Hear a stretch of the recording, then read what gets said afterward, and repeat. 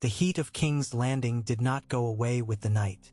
It seeped into the stone, into the featherbeds and shutters, into the bones. Eddard stark woke klemmi, tasting salt. The bedchamber in the Tower of the Hand still smelled of sawdust and soap where Tomard had scoured the floorboards, but beneath that lay the city's breath, tar and smoke and the faint sweet rot from the river. He lay still, listening. A cock crowed somewhere uphill, then another answered beyond the walls, a challenge flung across rooftops. Dawn crept through the shutters and fingered the cracks with thin, dusty light. In Winterfell he would have heard the wolves. Catelyn's letter lay on the table where he had left it, a square shadow in the paling dark. He had read it again by candle before he slept, every line memorized and no humbler for it. The Lannisters killed my lord husband. They killed Jon. I know it. The words in his head wore her voice like a mask, but it was Lysa's hand that had penned them. He could still see the tremor in the lines, the blot in the corner where a drop of fear had fallen and spread like inked milk. He rose and crossed to the shutters and pushed them wide. The city below came up at him at once. Voices, carts, a hawker bellowing the virtue of his fishes, though the sun was barely a thought. The Red Keep stood upon Aegon's high hill like a clenched fist, all red stone and iron bars and breathless courtyards. Wind slipped along the parapets, hot as the breath of a great dog. "Is it the city?" he had asked Catelyn, raw and foolish by her bedside after she told him what Lysa had written. "Is it the city that makes men mad?" She had touched his hair as if he were one of their sons. "It's the crowns," she said. "Crowns and all the things that gather to them." He dressed himself without a servant and buckled the sword belt himself. Ice was too long for these passages. He took the shorter blade, the castle-forged steel stamped with Winterfell's direwolf near the throat. The cool weight at his hip steadied him. He was the king's hand. He had not asked for the office, but having it, he would use it. By the time he stepped down to the gallery, the castle had shrugged awake. Armor clinked. A scullion ran with a tray clattering cups. A maid laughed and clapped a child away from a spill. Jory Castle waited with his back against a pillar, black hair braided and bound, the white Stark pin on his green cloak. "You're early," said Ned. "I'm from the north," said Jory. "It's the best hour of the day if you're quick." Ned said, and could not help smiling. "Where are the others?" "Guarding the hallway as you commanded. Tomard and Varley at the stair, Will at your door, Chet and the rest in the yard. Send Tomard to fetch a septon, not the high septon." He had no wish to poke that hive. Only a man of the cloth with a good book and sound lungs.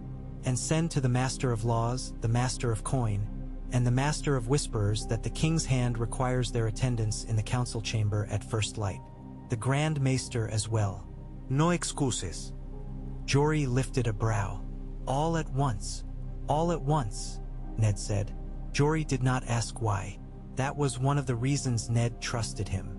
"As you say, my lord." He went. A few moments later, as Ned crossed the second yard, a girl skittered past with her hair half-plaited and a bite of bread in her mouth, skinny knees flashing below a torn skirt.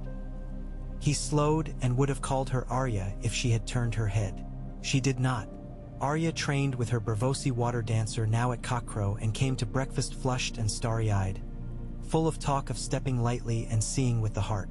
Sansa slept later and woke with gentler dreams. Ned wondered if he had done either of them a kindness, bringing them to this city that devoured larger prey with softer bones. The council chamber was dim and cool, the shutters tilted to throw crossed lines of light upon the long oaken table. The green-painted chairs waited like patient hands. He stood at the head of the table and set his palm upon the smooth wood and waited for the door to open. They came in ones and twos. Peter Baelish came first, thin and neat as a knife, his little beard pointed, his gray-green eyes full of candles. "My lord," he said, bobbing, "a sunrise summons? If you meant to make me regret the wine with supper, you have succeeded." "It's sober counsel I want," said Ned, not sitting. "Pray you have brought some with you." Baelish's mouth twitched. "Sober counsel can be fetched from others. I offer you something rarer, sincere interest." What tiger do you mean to loose among the pigeons, my lord? Varys drifted in a moment later like a sail between breezes, lavender and powder, and a smile too small for his soft face. Oh, but he paints lions on his banners, Peter, he murmured, falling into a chair as if it would hold him up better than his own bones. Surely you knew. Renly Baratheon came in with the scabbard of his sword grating lightly against the doorframe, laughing before he knew the cause. He was young and golden as a coin freshly minted, his velvet doublet green as a birch leaf. If I'd known there'd be exertion, I'd have worn leather, he said. What's amiss that cannot wait for proper sun? The Grand Maester came last, tottering with his chain heavy upon him, white hair arranged like honor about a bald pate. The chain glinted with links of yellow and black and white and gold, and the loose mouth beneath it murmured a greeting that might once have been learned in the Citadel's shadowed halls. Pycelle seated himself with a grateful little sigh. A novice followed him carrying a great leather-bound tome and a small chest of dark wood with a copper lock. He placed them near Pycelle's elbow and bowed himself out. Ned did not wait for the wine. You all sat this table with Jon Arryn, he said. You all knew him. Some of you knew his secrets, some more than others. He let that hang a Brea. He is dead. I would know how before the mother above. Baelish's brows crept up, and his hand crept toward a flagon. The king's hand has turned inquisitor, he observed. Will you have us take oaths? I will, said Ned. Varys's eyes glittered in the long lashes. Before the seven?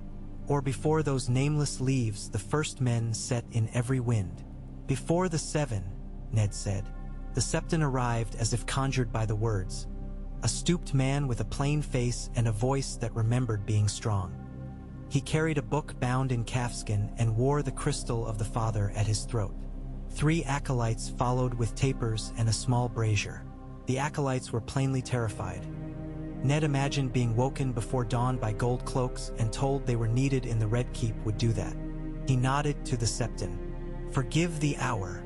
It is never too early to speak truth, the man said, and set his book upon the table. Who comes before the seven? The king's hand, Ned said, and the small council. I ask that Grand Maester Pycelle speak first. Pycelle blinked like an old man roused from a warm chair to find snow on the stoop. I, my lord hand, if I might. Stand, Maester, Ned said, and his voice was not iron, but it was mountain stone. It left no place to lean. The old man's hands fluttered, but he rose. The chain around his neck chinked faintly, link on link, learned wisdom rubbing itself sore. The Septon opened his book and intoned the rite in a voice that, as promised, still remembered how it had once thundered in a cold, small sept to make boys tremble and old men cry.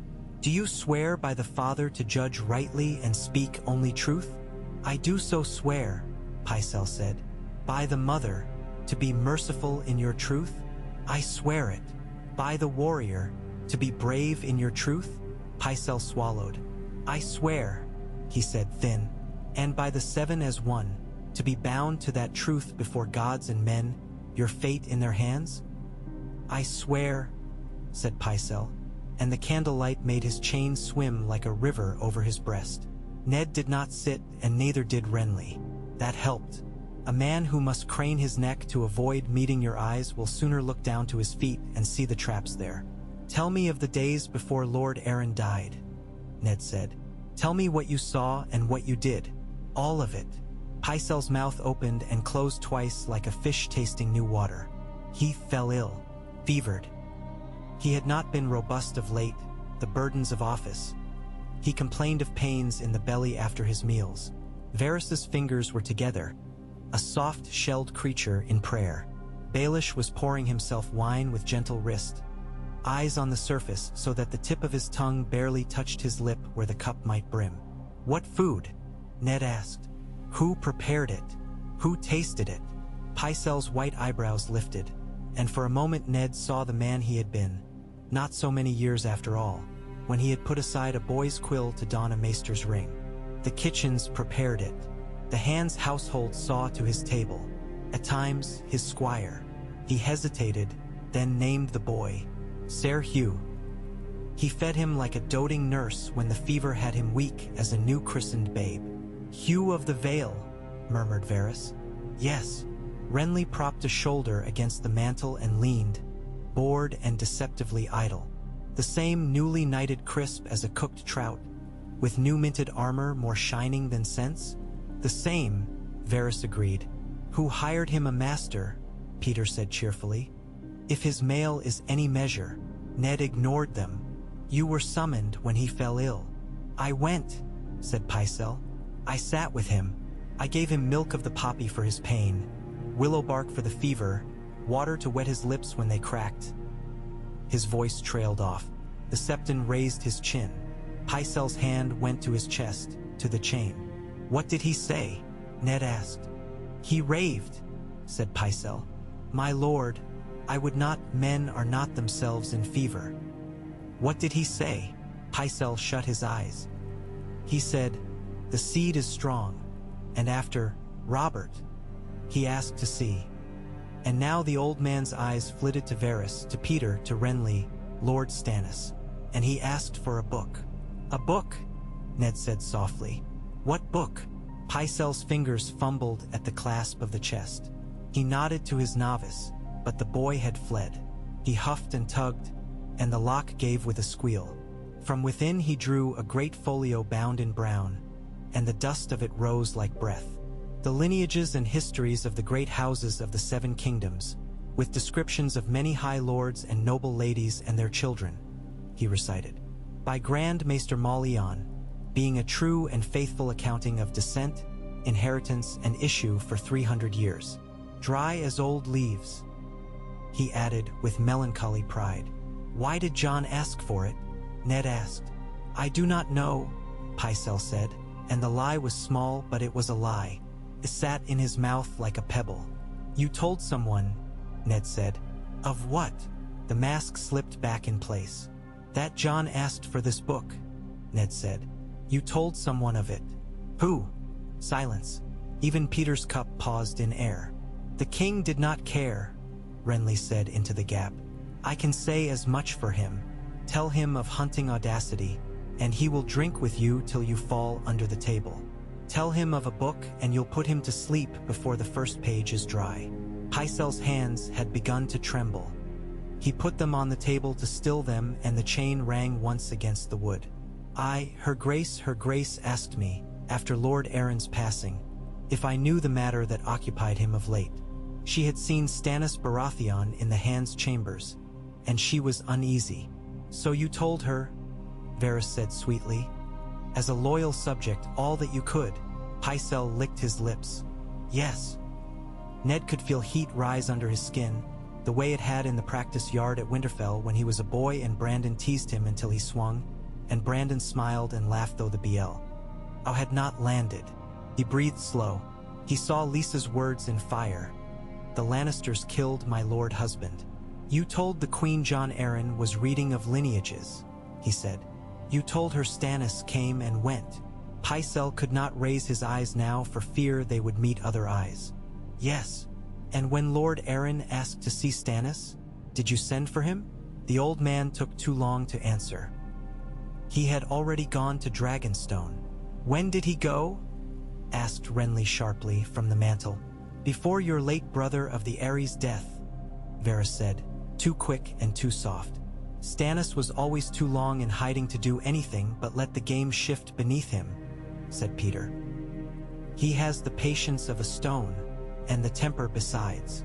Ned closed his hand into a fist on the table, then uncurled it. You are under oath, he said to Pycelle, very calm. Tell me everything you remember of Jon Arryn's last days. Every visitor, every servant, every cup he drank from, and every word he spoke. Pycelle trembled and spoke. He spoke of sweat and phlegm, of a weakness like water, of the way Jon struggled to lift the book and fell back with it on his breast as if the weight of knights' names could crush his ribs. He spoke of the Hand's lady's visits. She did grieve, he said, and Ned thought of Lysa's letter and wondered at tears, and of Maester Coleman from the Eyrie who favored purges, and how he, Pycelle, had forbidden such. He spoke of the squire, eager and awkward and proud, bringing broth and wiping a spoon and keeping a tally of the hours. What did he drink at the last? Varys asked, mild as milk, before all strength left him. Water, said Pycelle, and a little dark sweet. He craved it. A spoon of it to sweeten the water when it turned from him. He would not take honey. Renly straightened. What sweet? Syrup of some wine. Pycelle, in spite of the oaths, hesitated. Tears of no, that is... I misspoke, he flustered. Sweet sleep, I would never. Careful, Varys breathed, and the room seemed to tilt. Not tears, Pycelle said quickly. It was from Lys, but it was a syrup of prunes. Cordial, restorative. I have a vial of it still. Fetch it, Ned said. The old man's novice returned, pale, and dug in the chest and brought out a glass vial stoppered with wax. The liquid within dark and sluggish. Ned took it and rolled it in his hand. The glass was warm from the chest, and the flickering light made the syrup thick as blood. He looked at Varys. Their eyes met, and the eunuch's lashes lowered. He is lying about something, and not only the small pride of a healer's failure. The thought did not strike so much as settle, the way a snowflake settles on a black coat and remains to prove itself. Lord Aaron's squire, Ned said. Where is he? Renly's mouth twisted. Being stupid in armor, I hope. The tourney will supply uses for such men. He goes by a new name now, Peter said lightly. Serhug. The city loves the story of a poor boy with a shining breastplate. Better if he dies young, of course, before he mars the song. We could spare him for you if you need him. I do, Ned said. Send for him. I would speak with him today. I'll see him fetched, said Renly, pushing off the mantle. Will you want the commander of the city watch? In due time. Ned turned his eyes back to Pycelle. This vial, this compound is foreign. Who supplied it? Pycelle shifted, and his chain rang. Merchants from Lys sell such things on the Street of Sisters. Members of our order often purchase simples from them when the Citadel stocks run low. Was it you who obtained this? The old man moved as if to look to Peter, to beg a friend to speak before he was asked to kneel. But Littlefinger was sipping wine with his eyes on the dust motes. It came into my hands, Pycelle said. A gift. From whom? No answer would not do, not here, not now, with the Septon's book open and the candles soft as eyes upon them. From a lady, Pycelle whispered at last.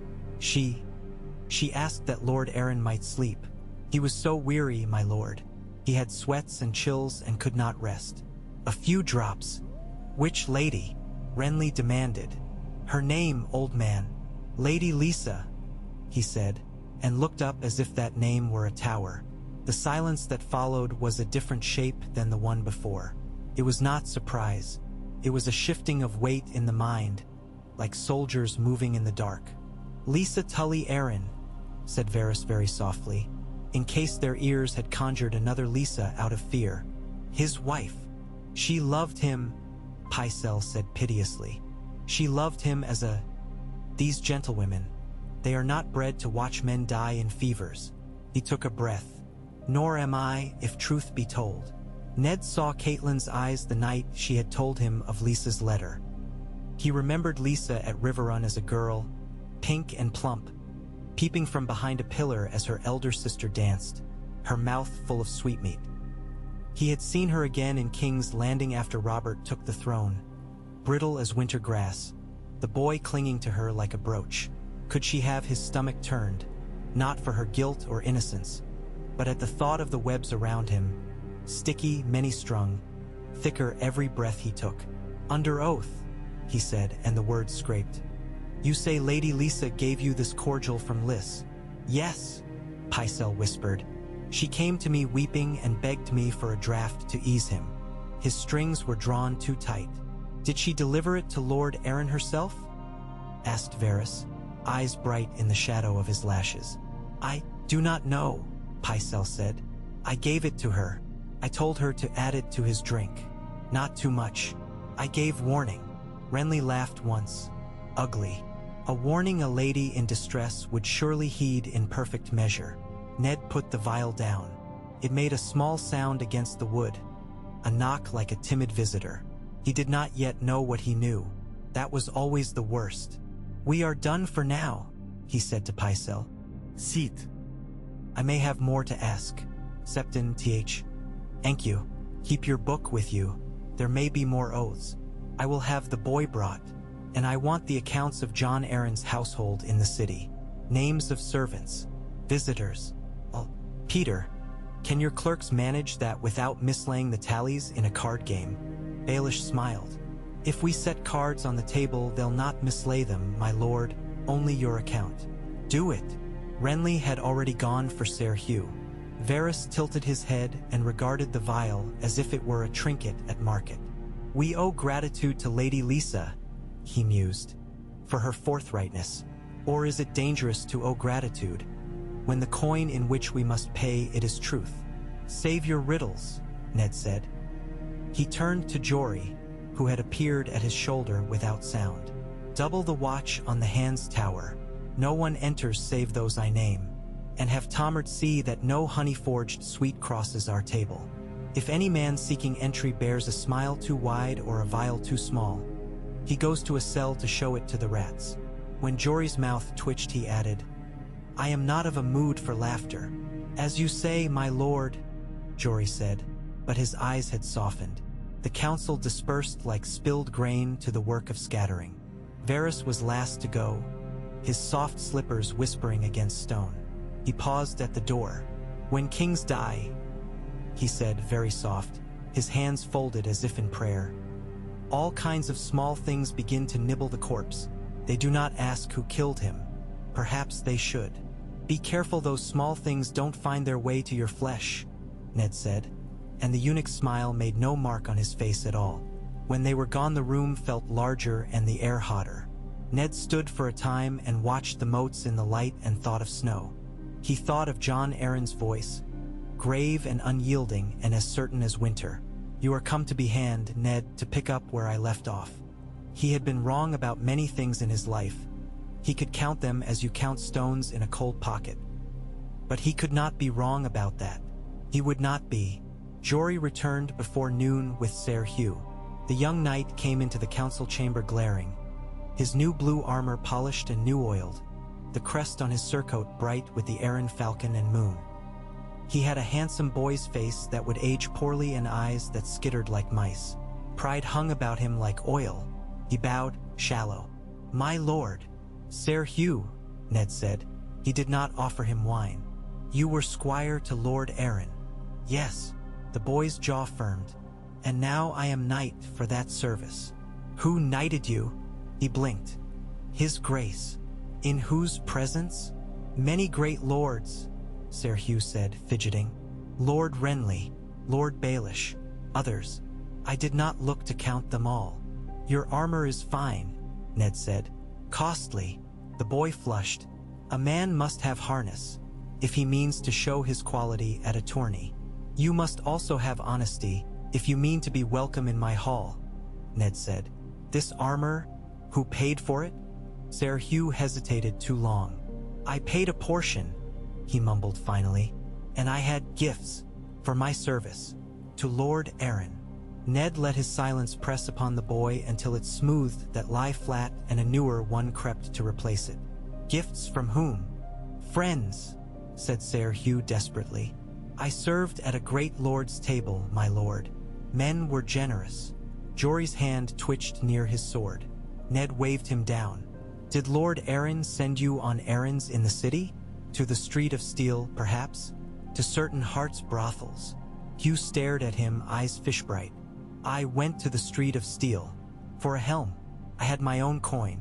The brothels," he swallowed. "I am a knight," he said, as if to remind them all that knights did not soil their boots in such places unless it yielded song by night. "Do you know Tobo Mott?" Ned asked. "A armorer," the boy said. "I know him by name. Lord Aaron visited him," Ned said. "And others. With Lord Stannis. You saw." Hugh's blankness was too perfect. He had been taught something and not by Pycelle. "I saw little," he said. "Who taught you to see little?" Ned asked. The boy's hand crept toward his throat. My lord, who told you to keep your mouth closed and your eyes closed tighter? Ned said, weary and too sharp. Who told you that if you kept silence, you'd keep your coin?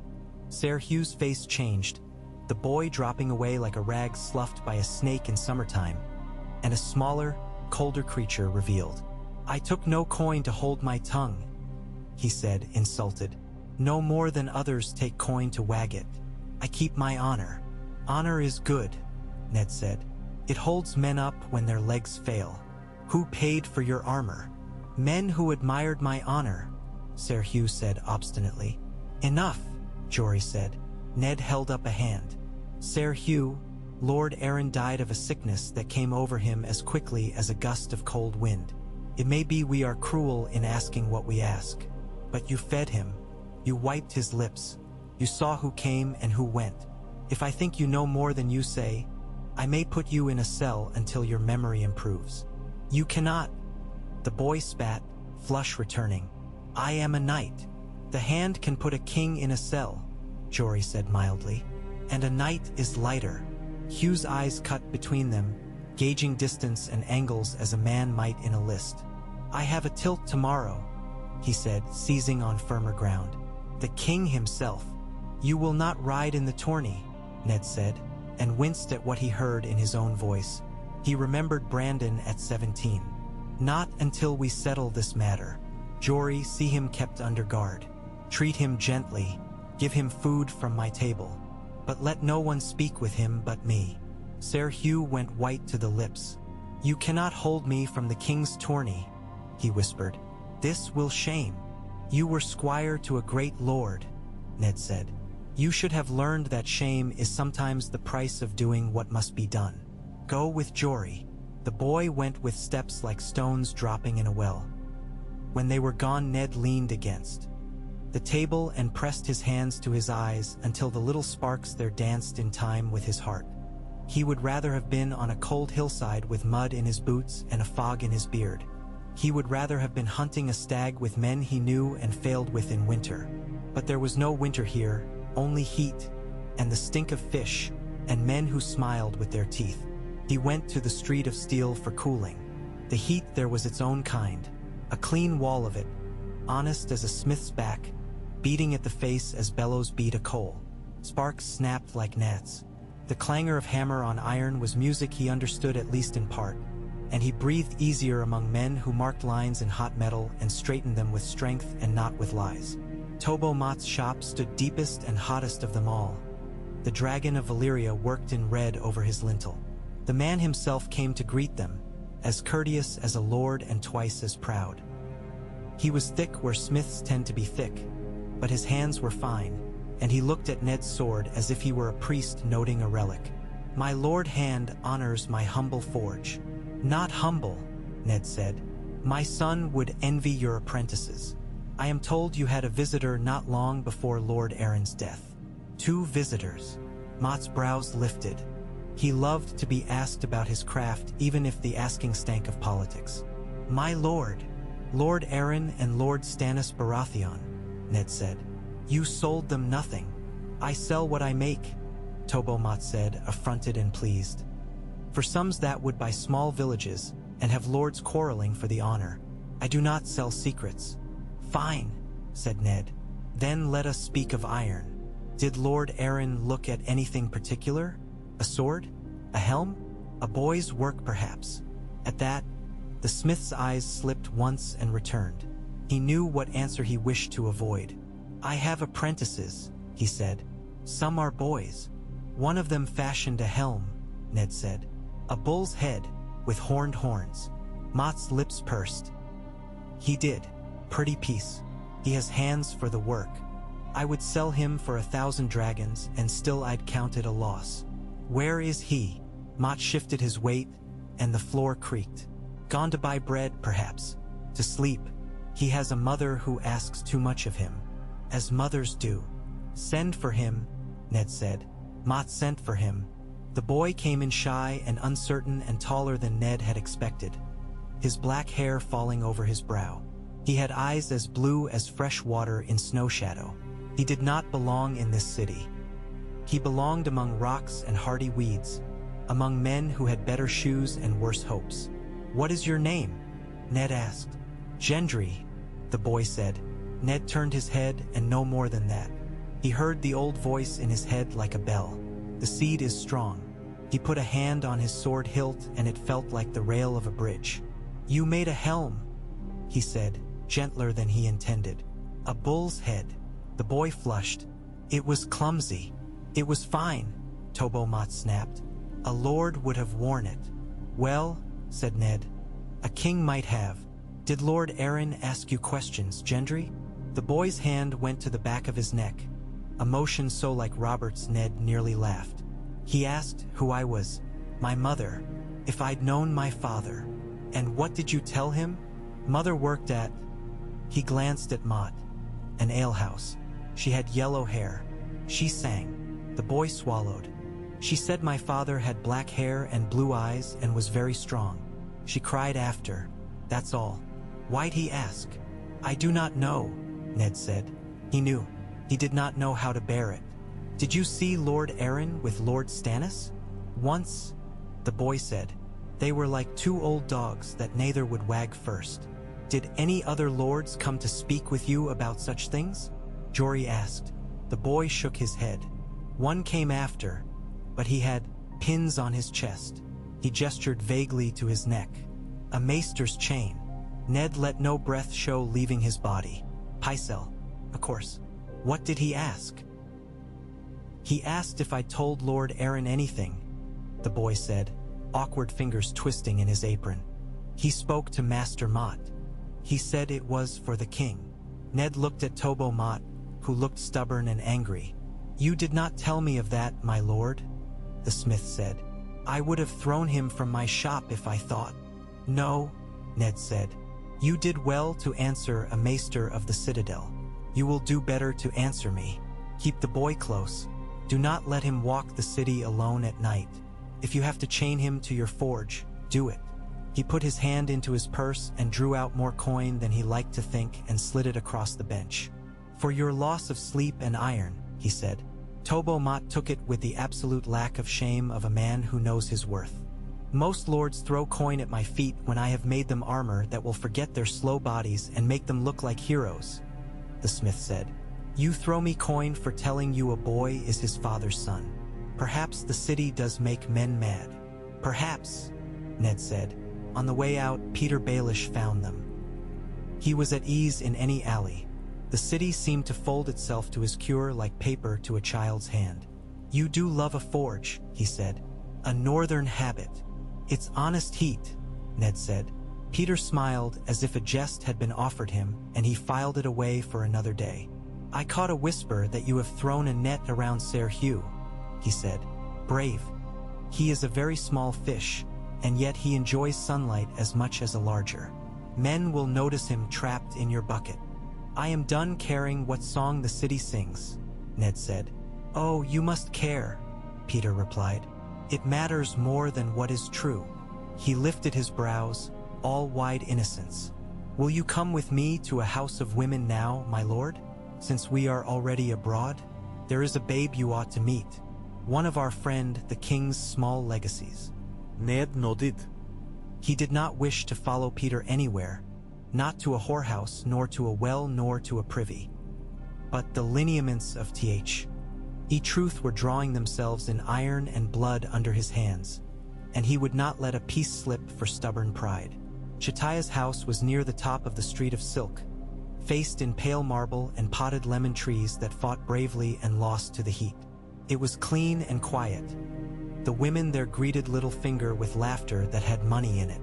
Chataya herself, a tall summer islander with skin as dark and soft as walnut wood, welcomed Ned with grave courtesy and led him up a flight and into a small room where a girl no older than Sansa sat with a bundle in her lap. The child slept. Her hair was like coal. Her mouth was a rosebud. She had Robert's blue eyes, though they were shut. Rhaenys and Aegon had black hair, Littlefinger observed lightly, to make a point he would never state plainly. Not that it saved them. Ned went to one knee and touched a finger to the baby's palm, and the hand curled around it, owning him utterly as all babies do. "What is her name?" he asked. "Bara," the girl said, proud and shy. For her father. She looked at Littlefinger as at a knife, and at Ned as at a shield. He loved her, she said softly. He would have claimed her and made a fuss and had her at table with him to rile his lady, Littlefinger said lazily. He would also have forgotten her the next time he wanted to hunt. So we count small blessings where we find them. He turned to Ned. Tobo Mott's boy has black hair. The smith's boy in Fleabottom who stole a bushel of onions from a cart has black hair. The baker's 5 sons at the corner with the well all have black hair. The queen's children have hair like spun gold, Ned said, and heard the sound his own voice made, a door shutting. You have shown me enough for one day. He went alone to the Godswood because there was nowhere else to go. The Red Keep's Godswood had no weirwood. The old gods had no eyes here, and perhaps that made it easier. There was a pool, and an elm bent over it as if in thought. The air beneath its leaves was marginally cooler, and he stood in the green damp hush and tried to make his mind as still as the water. Cersei came to him there at dusk, though he had not sent for her. She slipped through the trees in a gown the color of old gold, her hair bright as new coin. She moved as if there were music only she could hear. He did not know how she knew to come. Varys's bats carried all winds to her windows, but he was not surprised to see her. My lady, he said. My lord hand, she returned, lips like a cat's at cream. Your grace, he corrected himself, and her smile cooled half a turn. You have been busy, she said. The city crows about it. The Grand Maester has been in a state. Her tongue made the smallest pink appearance to wet her lower lip. It wears him poorly. Age wears him poorly, Ned said. You have been asking questions about things that do not concern you, she said. You have been hauling men from the tourney list and frightening whores, and calling holy men to wave books about as if kings are made by ink. She took a step closer, and he smelled lemon on her. It does not become you, she said, nor does it suit the king. Does it suit the queen? Ned asked. That I should sit at this table and drink spiced wine and let the flies lay eggs in the truth? Truth is a sweetmeat, Cersei said. Men gorge on it and sicken and die. The ones who live are the ones who eat as much as they need and no more. She let the words fall and smiled as if they tasted well. I am told that you had poor Ser Hugh put away in a tower until he can remember what he did not know. That seems unkind. He will miss the tilt. The city likes a story of a boy in shining mail. Fewer boys will die in shining mail in my time, Ned said. The city will make do with other stories. Cersei's eyes sharpened. You think you can decide which stories are told. The songs will eat you, Lord Stark. They always do. You might at least pick a verse you can hum. He looked at her and saw for a moment that she was not a woman at all but a woman-shaped trap, bright and cunning and carefully made. Your children, he said. Joffrey, Myrcella, Tommen. Her face did not move. My children, she agreed. They are not Robert's. If the pool had erupted boiling and thrown a rain of scalding frogs, her expression would not have altered. A bird sang, reckless, in the elm. Someone laughed in a courtyard far away. The queen's eyes were very green. Are they not? She asked softly. He did not say more. There was nothing to add. The one time in his life when Eddard Stark would have welcomed a torrent of words. His mouth betrayed him and had none. Cersei's face altered. It did something he had not seen it do, and perhaps no man in the city had seen it do, or those who had were dead. It yielded. It was softer, rounder with memory, almost kind. When we were children, she said, we measured our heights upon a wall. Jaime stood with me and said, we will be taller than Ares. It mattered to us because we did not understand what mattered. Paused like a held breath. Did Robert tell you he loved me when he came to court? She asked. He said he dreamt of Lyanna, Ned said. Always. She turned her head, and the light along her cheekbone was the color of coins in a purse. I know what he dreamt, she said. He is not a subtle man. Your sister is a ghost in his bed. In mine as well. She took one step closer. My children are mine, Lord Stark. Mine. She smiled a little. And my brothers. Disgust rose in him like bile, and he had to swallow twice. I will not judge what gods will judge, he said, and knew he lied. But it is treason. It is life, she said. Treason is a word men with swords and seals use when they wish to cut something clean that will not cut so. If I have committed treason, I will not be the first queen to do so, nor the last. If you tell Robert, he will kill them. For the first time he saw fear in her a cold-beaded thing and ugly. He will kill them to spite me, our gracious, merry, generous king. He is their king, Ned said. It is treason to make him hang a crown upon a pretender's head. The city will burn if you bring this to him, she said simply. I will burn it. Do not doubt me. Her hand lifted as if on its own and then closed into a fist. If I must. I am not a man to let children burn, he said. I will go to Robert. You will take your brood and you will flee. I will give you wagons and ships and gold. I will give you a day, perhaps two. The gods may give you wind. After that, I will keep faith with the king I promised my sister to. She held him with her eyes.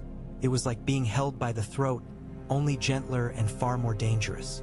You are a fool, she murmured, and her voice was the cold side of silk. You wear honor like a suit of brand new armor, and you think it will keep out arrows. She took a step back. It will sink you in the river when you need to swim. She turned. Tell him, she said, walking away now, her skirt whispering, her hair bright. Tell him what you like, or do not. It will not matter. She left him in the green shade with his careful breath and the elm's shadow on the water. He slept little that night. He dreamt of a tome heavy as a child on a dead man's chest, of a vial that made a small noise where it touched wood, of Brandon's laughter and Lionel's face, of a woman on a marble stair holding a black-haired babe and looking at him as if he had come to bring doom. He woke before dawn and went to the window and breathed the city's stale warmth while the sky grew thin and gray and then pink at the edges. Tomard brought him bread and pale cheese and a flagon of watered wine, and he ate without tasting it. He sent Jory with a letter for Stannis, sealed with the direwolf. In the end, there would be no choice but to send ravens to both Stannis and the king's brother by the queen's bed. No, not Renly, not yet. Renly wrapped the world around him until it fit. Stannis would try to break it to the shape of his need, and both were dangerous. Still, Ned set the wax and watched it harden. He went to see Ser Hugh before the justs. The boy sat on a bench with his shoulders hunched and his pride like a discarded helm at his feet. Am I to rot here? He demanded when Ned entered. You are to answer my questions, Ned said, and sat across from him. The cell was not foul. It was a guardroom pressed into different use, smelling of oiled leather and old rushes. Tell me again of the men who brought you gifts. Use their names if you know them. Use their descriptions if you do not. Ser Hugh spoke. He spoke of two men, one with a twitching eye and the other with a scar down his lip. He spoke of a purse of silver that had turned up under his mattress and disappeared the next day, and a different purse that had turned up in its place and had not. He spoke of a woman who had smiled and said he was a brave boy. He did not name her chair nor the bed where the purse had hidden. When Ned rose, he knew as much as he had before and less he liked. You will keep me from the lists? Ser Hugh asked, half pleading, half accusing. For today, Ned said. He would be safer out of sight. By tomorrow the king may have forgotten he wished to see you ride. He left two men on his door and went down to the tilts because the king wished it, and because the city would be there, and because his men could keep him safe only by being where he was. The heat was the kind that made men drink without thinking and brawl without meaning to, and the lists were long and bright, banners snapping and painted shields bright as sweets in a child's dish. The king drank. The queen watched with one lip frowning for some small reason only she knew. Renly laughed. Littlefinger whispered to whomever sat near and made their day better or worse or both. Varys clapped like a maiden and did not sweat at all. Ser Barristan Selmy stood with the king's guard like a white cliff and nodded once to Ned where he passed. Men fell in the dust and rose again, or did not. The crowd roared approval at every broken lance. as if wood shattering in practice had any echo in war. The Blue Knight with lilies rode graceful as a dancer and took lesser men from their horses as a great man might take a pebble from his boot. Cersei's eyes kept straying to Jaime where he sat gleaming and easy. Jaime looked at the world as at a mirror. Ned watched and counted mounts, counted shields, counted the spaces between fence boards where a man might slip a hand. When he returned to the tower at dusk, Jory stood waiting with his mouth tight. "Ser Hugh is dead," he said. It was like a fist. "How?" "Guard found him bleeding before supper," Jory said. "He had cut his throat on the edge of the cup. So the keeper says. The edges of the cups are dull." Ned closed his eyes. He did not remember doing it, but there was dark behind them and silence. His head hurt. "Who relieved the watch?" "Chet," Jory said. "He swears no one entered." "A man can enter through a dream if you let him," Ned said. Jory's face was grief and anger. "I'll take Chet's oath. If he lies, we will know," Ned said. "Send 2 men to fetch the Queen's cousin with the boy's cup and the towel. I want the cup, and the towel, and the keeper, and Chet, and the man who sharpened the cup." Jory nodded once and went. When he was gone, Ned sank onto the bench by the door and put his head in his hands. The floor felt steady. It was the first steady thing in 2 days. He slept and woke to Peter sitting on the edge of the table and swinging his leg like a village boy. "You have a leak," Littlefinger said cheerfully. "In your tower." "I have many things in my tower," Ned said. "Leaks, mice, men who forget what truth is for." "Varys has ears in your walls," Peter said. "He has birds with bright wings and feet that never touch the ground. They will sing to him about your dead squire, and he will fold the song into his sleeve and carry it to wherever he carries such things, which is everywhere." He cocked his head. "Would you like me to go to a brothel with you again? It improves my reputation." "Go to the devil," Ned said. He was too tired to spar. Peter's smile went stiff and then easy again. "Do you think the Queen will let you send her away?" Littlefinger asked. "Women like that do not go where other people tell them." "I do not think she will," Ned said. "I tell her anyway." He did not add, because telling her was the only way he could live with himself. There were some truths that must be said even when they could not be heard. Janos Slint came when called and sweated and oiled oath words with his tongue and offered men, and left with gold heavier in his purse than when he had come. He was like any man in this city. His loyalties bent to the weight upon them. Ned did not love that, but he counted on it all the same. He went again to Pycelle. The Grand Maester sat under his chain like a man sitting to be weighed, and his eyes flitted as if at any moment a new weight might drop from the ceiling onto the scales. "Ser Hugh is dead," Ned said. Pycelle gaped. "How?" "A cup found a knife edge," Ned said. He set the vial of dark cordial upon the table. "And when cups have knives and boys have ropes, I begin to wonder where the Grand Maester's counsel has wandered." "I counsel only prudence," Pycelle stammered. "This city, it eats the unwary." "Did you tell the Queen that Lord Aaron's squire had been held?" Ned asked. The old man's silence said enough. "You run to her with your every breath," Ned said, disgusted. "Even when the air is foul." "I serve the realm," Pycelle said feebly. "The Queen is the realm's mother." "Be grateful," Ned said quietly, "that I do not haul you before the Septon again and ask whether you have kept your oaths. You would drown in the font." He left the old man with his chain and his sweat and went to Ser Barristan because there was still one man in the Red Keep whose honor was so old it had forgotten how to bend. He found the old knight drilling 2 new boys with blunted swords in a shadowed yard, and he stood and watched until the boys' arms shook and the blunted edges rang dull upon shields.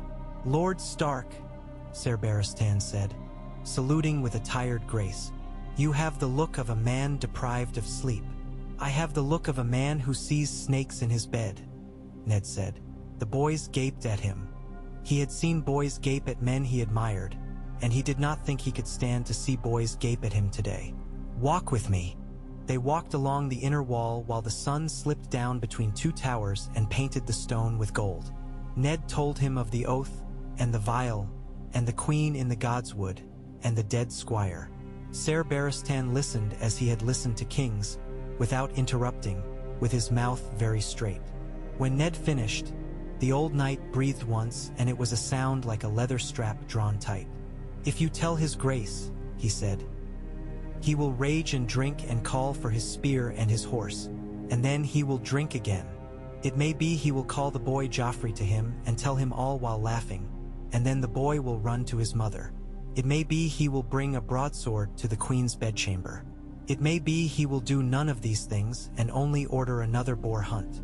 I do not want him to kill children," Ned said, "but I cannot let him sit a throne believing he bred the heir he did not." Ser Barristan's face was terrible and kind. "We do what is before us," he said. "That is all any of us can do." "Would you kill a child?" Ned asked. The old knight closed his eyes, and in his face Ned saw men in bright armor riding through ash, and the red shape of a tower where a dragon had slept and never would again.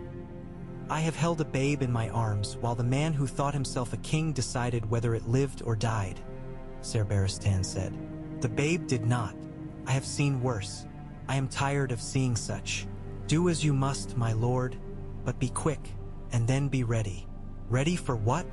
"For whatever the queen decides you have earned," the old knight said simply. "She is quicker than his grace by far." Ned went to the Tower of the Hand and wrote one raven to Dragonstone and sealed it. He gave it to Varley.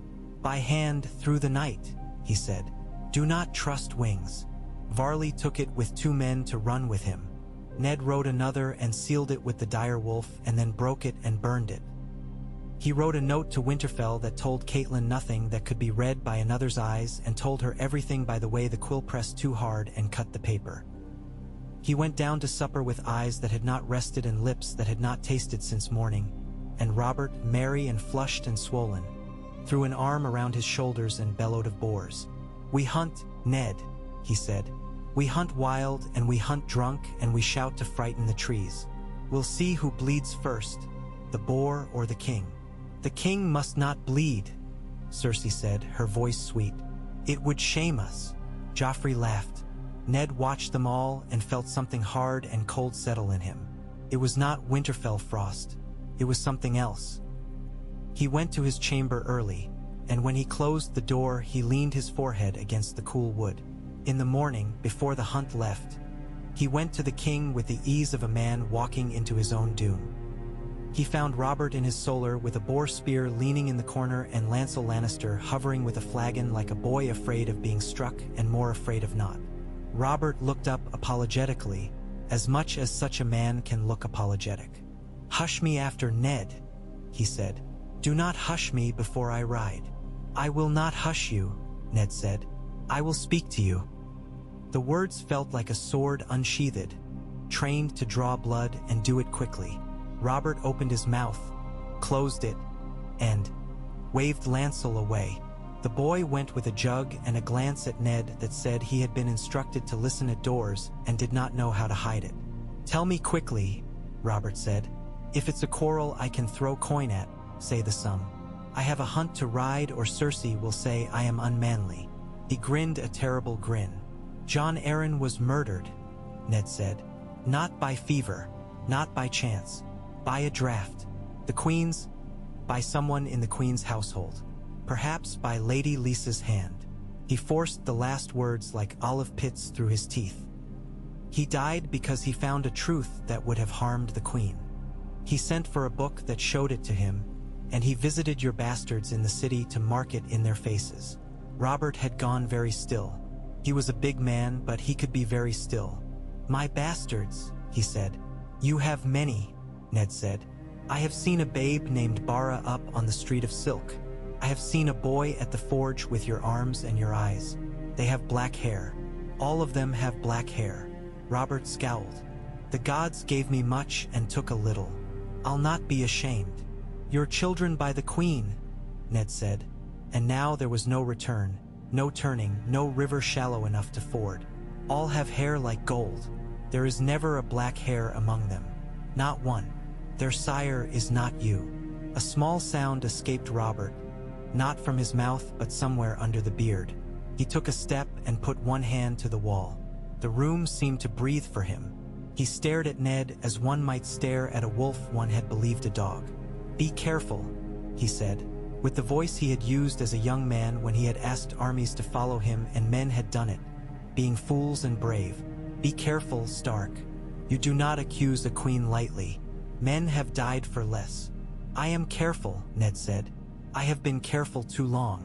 I come to you now because there is no time for care. She knows. She will act.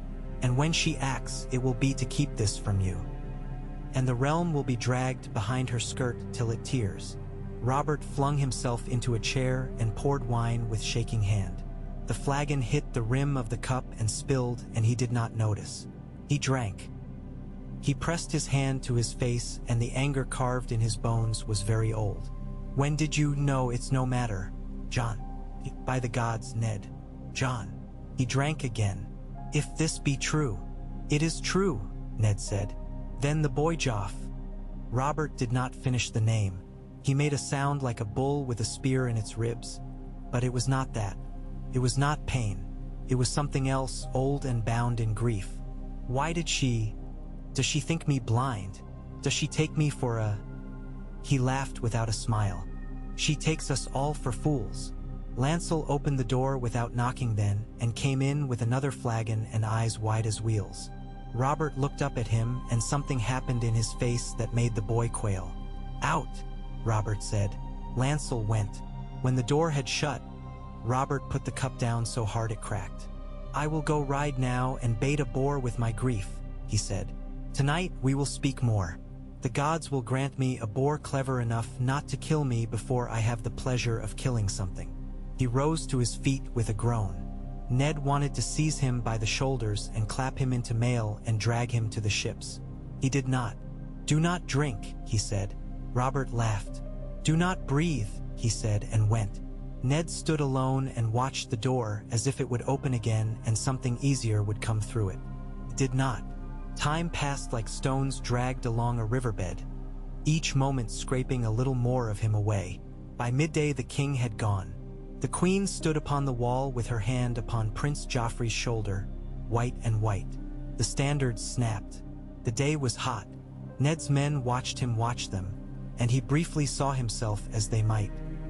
A tall, tired man in a city of heat and color, with a North Country sword at his hip and a North Country face that had learned to hide itself. Jory said, "My lord." "Keep the men close," Ned said, "and keep them sober." He knew how to tell them that. It was not like telling a king not to drink. He went to his solar and rode again to Dragonstone and again burned the thing and again thought of ravens falling from the sky with their bellies slit and their eyes still bright. They brought him Chet the guard and the keeper with the cup and a boy who had washed the towel and the towel itself salted with old blood. He smelled the towel. He tasted the lip of the cup. He knew nothing more than he had before. There are some poisons that leave no taste. Tears of Lys do not taint a cup. They leave a throat red and a heart still.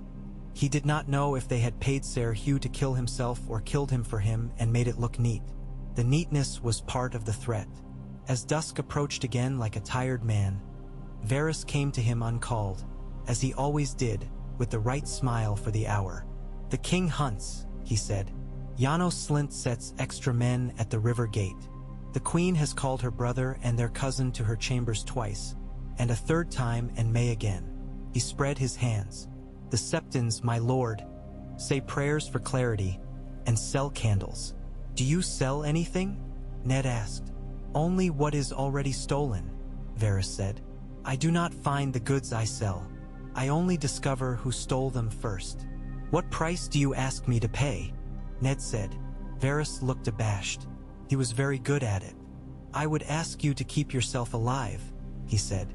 "It is a thing of no value to anyone, and yet it has value for me." The smile that followed was like a fan barely unfolded. "Do you know what happens when a hand who is also a good man dies in King's Landing, my lord? The worms grow very fat." "I have heard worms always fare well," Ned said. "They are like bankers and men who grew up in Gulltown." "Sometimes," Varys said, "worms can be kept hungry. I fail at it more often than I succeed." Go be invaluable elsewhere, Ned said. I will send for you when I need a man who can speak 100 ways and not say he has told the truth. Varys inclined his head. I will come, he said, and drifted away again. Night came. Ned sat with his sword on the table, his hand on the sheath, his mind on Winterfell. He thought of Robb riding with his head thrown back, of Bran once small and now left behind crippled by a fall that might not have been a fall. He thought of Rickon clinging to a hound and weeping too easily. He thought of Catelyn's letter. He thought of Jon Snow on the wall, facing cold that would put the city's sultry nights to shame and make his teeth ache, and felt shame anyway. He thought of Lyanna. He always did. Someone knocked and did not wait to be answered. Renly slipped in, quick and hot-eyed and carrying a little folded parchment. It is foolish to come at this hour, Ned said, not rising. It is foolish to do many things I do, Renly said. His face was very bright. I have it, the proof you like to read. Written right in a book so you can point and say, look, I am not mad. He set down Mallion's ponderous tome, weighted with someone else's sweat and someone's blood. The pages fell open near where they had fallen open before, cracked at a seam where many fingers had pressed. The words were a relief and a mockery both. Black of hair, blue of eye, strong seed, repeating itself over and over down the generations as a song repeats its chorus while the verses tell different sorrows. Where did you find it? Ned asked. In your own chambers, Renly said. Where else would you not look? Ned could not laugh. You are too bold, he said, and not bold enough where it might count. Send to Stannis. Bring him to us. He knows this. He knew it before Jon Arryn died. Renly's mouth curled. Stannis knows, he said. And so what? Stannis will stand and shout and demand that the world be remade in Stannis's image. And the world will laugh and say, not now, child. Father is sleeping. His eyes held Ned's. Come with me, he said, and this was the first uncalculated thing Ned had heard him say. Take what men you have. Take me and my men. We will go to the Queen's chambers and take the boy and... His voice dropped. We will take them now, before Robert returns. While the city sleeps, we will make a king and make it quick and make it ours. Ned stared at him. He saw a boy with a toy crown and the will of a stubborn river. He saw chaos and blood and women pulled out of bed screaming, and some squirmed piece of something in him shrank. I will not seize children in the night, he said. I am not Theon Greyjoy's father. If this is to be done, it will be done open and in the day. With the law. Renly's mouth hardened. Then when you go to the Queen to tell her that the law will take her children from her, send a little word to me first, he said, so that I can go to my garden and pick the roses I want to die smelling. He left as he had come. Sleep after that did not own him. He went to the window and watched the black wind sleep on the city's tiles. A dog barked and was hushed. Somewhere a woman laughed. The night wore on as nights do, indifferent to the men who watch them and think they are important. Toward dawn, there came a knocking far off. It grew and shuffled nearer. Ned went to the corridor, sword in hand, and found Jory and Varley and Will and men he had known since they were boys waiting for his word before a door where one did not need a word to be bold, because the door was the king's. When the door opened, it was Lancel who stood there with eyes like fresh spilled milk. His Grace, he began, and then he began again. His Grace is hurt, he said, in a voice that asked to be forgiven. Ned pushed past him and saw Robert on the bed with his great chest swathed and a stink of blood. A boar's tusks had ripped him and the boar had died for it, but so would he. The king's hands were very large upon the coverlet and his lips very pale under the beard. He smiled when he saw Ned, and it was a terrible sweet thing. Too much wine, he said. You were right. Gods have a sense of humor. They made me a king and then they made me you. The queen was not there. The prince was not there. Varys was there. He looked like a man who had never slept and did not ever intend to, lest dreams catch him unawares. Robert spoke and the castle listened, and the ink dried on parchment with the king's seal upon it, and it was foolish and honest and too late and exactly what Ned had known it would be. The boy will be of age in the fullness of time, my brother, my hand." These words and others, and when the words were done, Ned signed where he must and held the parchment that made him the kingdom's spine until it broke. He stood alone later in the tower and looked down over the river, where boats slid by like bugs on glass, and he thought of a room where an old man had sworn before the seven and told him something shaped like truth. He thought of a squire with his throat cut on his cup, and of a boy with a bull helm, and of a babe with a hand like a flower closing around his finger. He thought of a woman with hair like gold and hard green eyes, and he thought of the words he had spoken to her in the God's Wood, and of the words she had answered him with, and he thought of worms. When Jory came to him with his face tight and said, "Lord Baelish is below," Ned nodded. Littlefinger came in with dust on his boots and a look of hilarity he had worn to 100 different parties. "You picked a fine row to hoe," he said. "The fields are full of stones, and all the stones have gossip to tell." "I have no taste for gossip," Ned said. "You will," Peter said. "By tomorrow you will eat nothing else." His eyes glittered, green-gray and unkind. "When do we move the gold cloaks?" "When the king is dead," Ned said sharply. "Not before." "Men who wait for kings to die sometimes find that they have done the dying," Peter murmured. "It is a dangerous H. A bit. And men who act at night," Ned said, "find their throats cut on their cups." Littlefinger looked at him with dislike that he did not trouble to hide. "As my lord wishes," he said. "We will do it his way. We always do it the northern way until we do not." When he had gone, Ned put his hand on the carved wolf's head that served as his chair arm and closed his eyes and thought of snow. He should have been there. He should have been anywhere else at all. He was here. He opened his eyes. Below, in the yard, men moved. Above, in the halls, women moved. On the walls, guards moved. The city breathed, and in its breath Ned could smell lemon and wine and old blood, and somewhere in it the faintest sweetness of something from lists that would never be anything but poison. He drew in that breath and let it go and drew another, like a man at the margin of a cold river about to wade in. If he had the time, he would have written to Caitlin again and told her that the crown was heavier than he had thought and the world lighter, and he would have made some joke about it, because jokes were all the currency he had left to spend with her from here. He did not have time. He took up the parchment that made him what he already was, and he went to find Janos Slint, and he sent for Ser Barristan, and he sent men to post at doors whose hinges creaked with treachery, and he told himself that honor was not armor but it was a sword with two edges, and that he would cut with it until it cut him back, or until it cut everything else to pieces and left him standing among them with a useless blade and bloody hands. He had compelled a feeble old man to speak truth, and it had loosed other truths into the air that could not be caught. He could taste them on his tongue, bitter and clean. He stepped out into the heat and the light, and the day took him, and the stones underfoot were not half so treacherous as the faces above them, and he walked anyway.